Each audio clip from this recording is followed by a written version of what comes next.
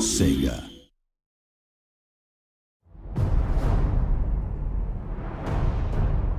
Welcome to our first demo walkthrough for Total War Warhammer. What you're about to see is a scripted version of the battle for Blackfire Pass, a set-piece quest battle between the Empire and the Greenskins. The game is very much a work in progress at this stage, but we hope you'll enjoy having a look at how it's all coming together. Now is the time, men of the Empire, to unite, for the Orcs gather. Beyond the pass, a war boss draws to him all that is foul. An Orc horde beyond imagining. As Sigmar thought, so shall we. We will become part of the legend. We will wipe the Orcs from our door. And only when this is done, when our nation has healed, shall I take up Gal Maraz for Sigmar, for the Empire, for the Warhammer! So that was Emperor Karl Franz giving his rousing pre-battle speech. He's one of the game's legendary lords, so he's a powerful general and a mighty warrior in his own right. Playing a campaign as the Empire, you'll unlock this particular quest battle as Karl Franz levels up. So the Empire's fielding a lot of artillery in this battle, but it's worth noting that you won't just be able to recruit all of this stuff right from the start of the game. There are quite a few late-game units on show here today, and the same goes for spells as well. You'll see a lot of kind of late-game, high-level stuff.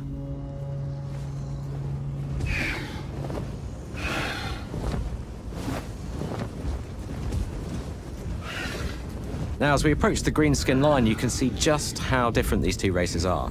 The armies from Warhammer Fantasy Battles give us so much diversity to work with. The playable races in the game are going to look and play really, really differently in both campaign and battle.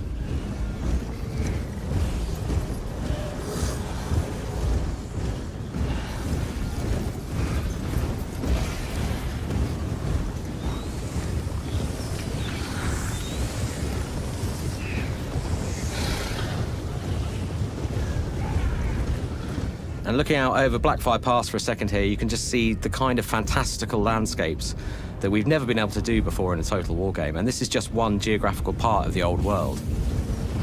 And this is the Greenskin race leader Grimgor Ironhide. He's accompanied by the Immortals, his hard-as-nails band of Black Orc bodyguards. He's also brought an Orc Shaman into battle with him, so we'll see him throwing some spells around in a bit.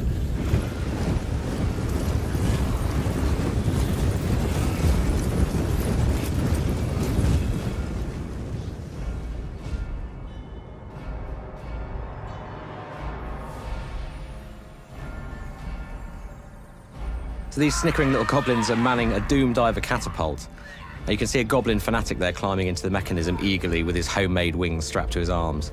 And as it fires, you can opt to take first-person control of the Doom Diver and pilot him to his doom.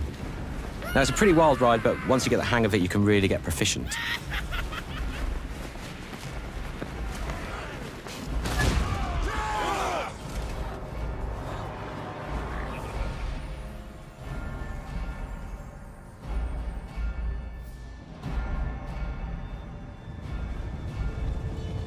So that's another spellcaster right here. This is a Goblin Shaman. You can see him riding his wolf there. So he casts spells from the Little War magical lore.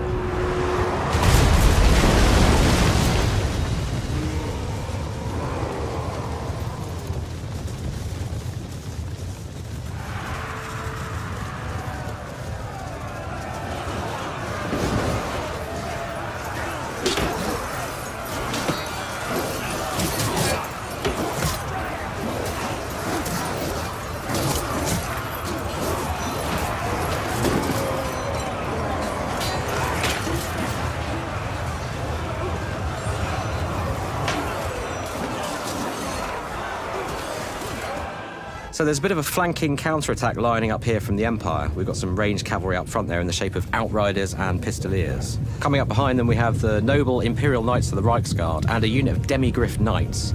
These are super heavy shock cavalry on vicious, monstrous mounts. They can withstand a real pounding, so they're really useful in longer melee engagements.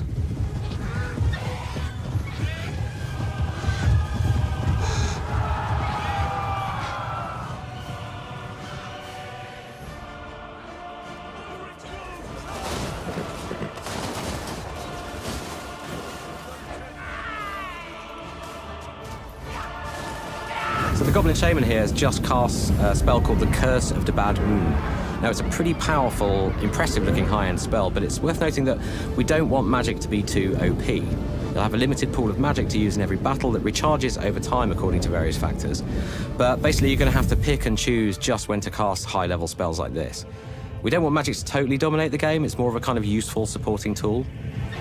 So the demis are going in now, and you can see just the beautiful handcrafted animations at work here. I mean, you can see that throughout the battle.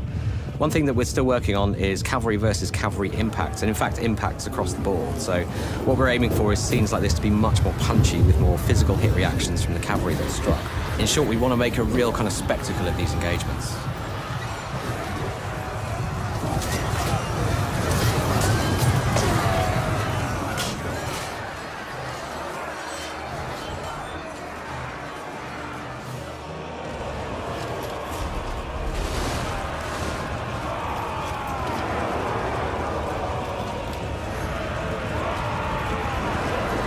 So panning down the line here, you can see just how dynamic our infantry charges have become. You've got units leaping into the fray, defenders physically bracing for impact. You've got AoE attacks going off from large characters. That's Grimgor Ironhide there, getting stuck in with his big magical axe.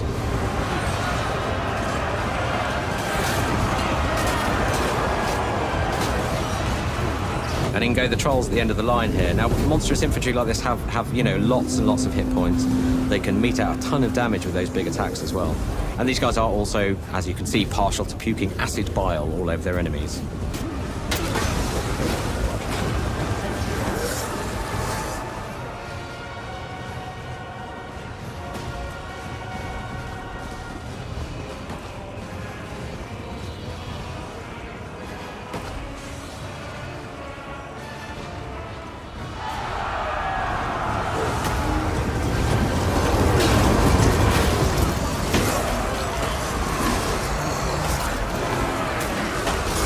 A bit of aerial combat going on here between Deathclaw and the Wyvern. Now, if you gain mastery of the skies in a battle like this, you can then use the maneuverability of your flying units to strike pretty much anywhere on the battlefield.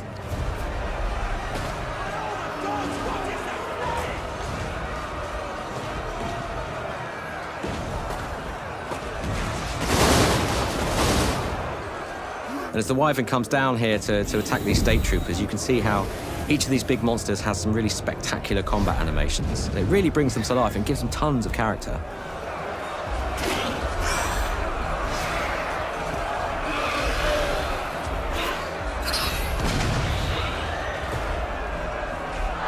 Now, these are two of the Empire's hero characters. This is the Warrior Priest, and just beyond him there, the Witch Hunter.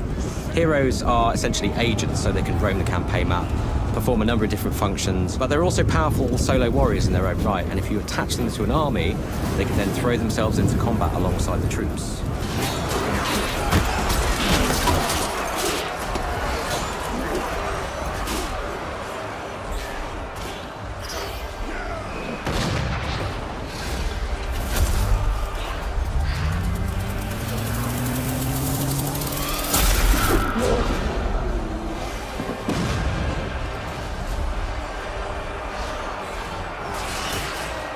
So this is the Orc Shaman casting one of the spells from the Big War magical lore. So he's casting the Foot of Gork here, which is he's literally summoning the Orc god Gork to stamp his enemies into the dust, which is, as you can see, bad news for the Luminarch and the steam tank nearby.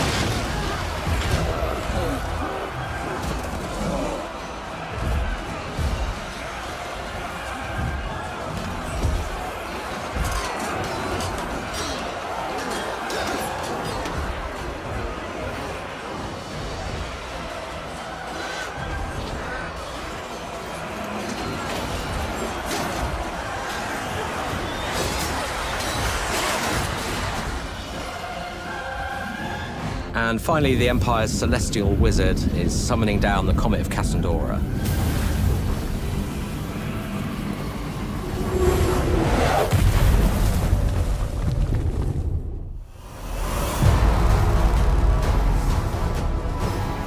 So thanks for watching the demo, and this really just scratches the surface of the incredible Warhammer world we'll be asking you to conquer.